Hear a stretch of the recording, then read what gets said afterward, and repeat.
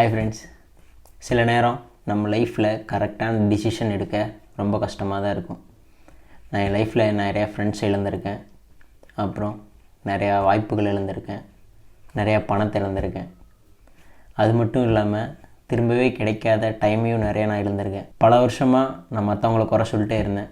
ஆனால் அதுக்கப்புறம் தான் தெரிஞ்சது நான் தான் அந்த பிரச்சனைக்கெலாம் காரணம். அதனால் இந்த வீடியோவில் நம்ம லைஃப்பில் 5லேருந்து ஒரு 8 வருஷம் சேவ் பண்ணக்கூடிய சில முக்கியமான விஷயங்களை பற்றி தான் பார்க்க போகிறோம். வாங்க வீடியோக்குள்ளே போகலாம். நான் அந்த விஷயங்களெல்லாம் பண்ணியிருந்தால் என் லைஃப் வேறு விதமாக இருந்திருக்கும்.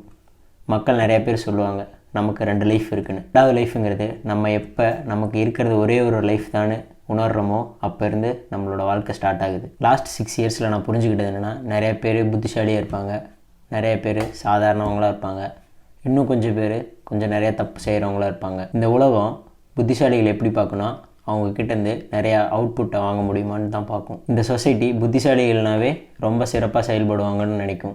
சாதாரணமானவங்கன்னா மந்தமானவங்களோட இன்னும் கொஞ்சம் பெட்டராக இருக்கணும்னு எதிர்பார்ப்பாங்க.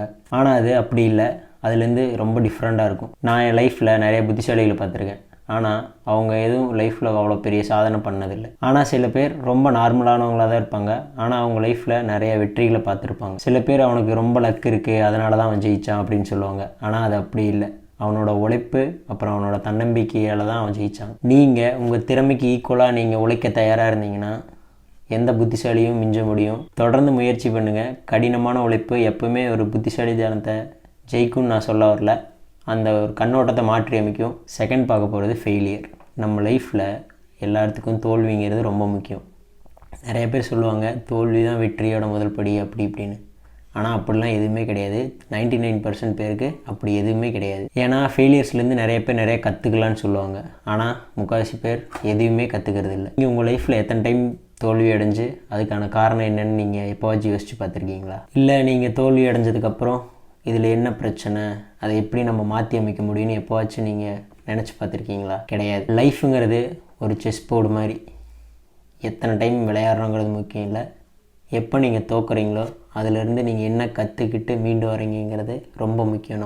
நம்ம லைஃப்பில் ரொம்ப முக்கியமானவங்க யாருன்னா நம்ம ஃப்ரெண்ட்ஸ் தான். ஏன்னா நமக்கு எப்போல்லாம் கஷ்டமான காலம் வருதோ அப்போல்லாம் அவங்க தான் உங்களை ஏதாவது ஒரு பிரச்சனையிலேருந்து காப்பாற்றிருப்பாங்க. ஆனால் அந்த ஃப்ரெண்ட்ஸே உங்களோட முன்னேற்றத்துக்காக இருக்காங்களா இல்லை உங்கள் முன்னேற்றத்தை தடுக்கிறாங்களான்னு பாருங்கள்.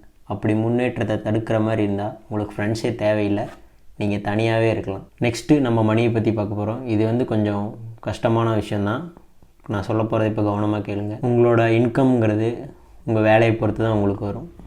ஸோ அது சரியான திசையில் போகுதா இல்லையாங்கிறத பொறுத்து தான் உங்களோட இன்கம் அமையும். லைஃப்பில் உழைப்புங்கிறது ரொம்ப முக்கியமான விஷயம். அதை நீங்கள் கரெக்டான வேலை பண்ணுறீங்களா அப்படின்னு ஒரு டைம் யோசிச்சு பாருங்கள். அப்படி நீங்கள் கரெக்டான வேலை பண்ணலைன்னா நீங்கள் உழைச்சதெல்லாம் வேஸ்ட்டு தான். நீங்கள் உங்கள் லைஃப்பில் நிறைய பணத்தை சம்பாதிக்கணும்னு விரும்புனீங்கன்னா நீங்கள் உழைக்கிற உழைப்பு சரியான திசையில் போகுதா இல்லை சரியான நபர்கள் கூட இருக்கமான்னு ஒரு டைம் யோசிச்சுங்க. இதோட உண்மையான அர்த்தத்தை நீங்கள் தெரிஞ்சுக்க ஃபஸ்ட்டு 20 செகண்ட்ஸை போய் பாருங்கள். அடுத்தது பார்க்க போகிறது பேஷன். இந்த ஒரு விஷயத்தை மட்டும் நீங்கள் இந்த வீடியோலேருந்து எடுத்துக்கிட்டால் போதும். நீங்கள் எப்போல்லாம் ஃபெயிலியர் ஆகிறீங்களோ, நீங்கள் எப்போல்லாம் விழுறீங்களோ, உங்களுக்கு எப்போலாம் கடினமான சூழ்நிலை ஏற்படுதோ அப்போ இந்த ஒரு விஷயத்தை மட்டும் நீங்கள் நினைவில் வச்சுக்கோங்க. உங்கள் ஃப்ரெண்ட்ஸ் உங்களுக்கு உறுதுணையாக இருக்கலாம், உங்களோட பேரண்ட்ஸ் உங்களுக்கு பாதுகாப்பாக இருக்கலாம், உங்கள் பிரதர்ஸ் உங்கள் கூடவே பயணிக்கலாம். ஆனால் உங்களை காப்பாற்ற யாரும் வரப்போகிறதில்ல. உங்களோட வெற்றிக்கும் உங்களோட தோல்விக்கும் நீங்கள் மட்டும்தான் முழு காரணம். இந்த ஒரு விஷயத்தை மட்டும் நீங்கள் புரிஞ்சுக்கிட்டால் போதும். உங்களோட வெற்றிக்கும் உங்களோட தோல்விக்கும் முழு காரணம் நீங்கள் மட்டும்தான். இந்த விஷயத்தை நீங்கள் எப்போ புரிஞ்சுக்கிறீங்களோ அந்த நிமிஷத்துலேருந்து உங்கள் லைஃப் மாறிடும். லைஃப்ங்கிறது ஒரு நாள், ஒரு வாரம், ஒரு மாதம்னு போயிட்டே தான் இருக்கும்.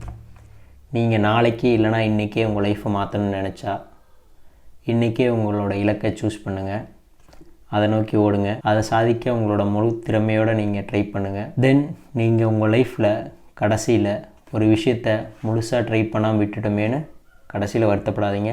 லைக் பண்ணிடுங்க. வீடியோ பிடிச்சிருந்தா கமெண்ட் பண்ணுங்கள், உங்கள் ஃப்ரெண்ட்ஸுக்கு ஷேர் பண்ணிடுங்க.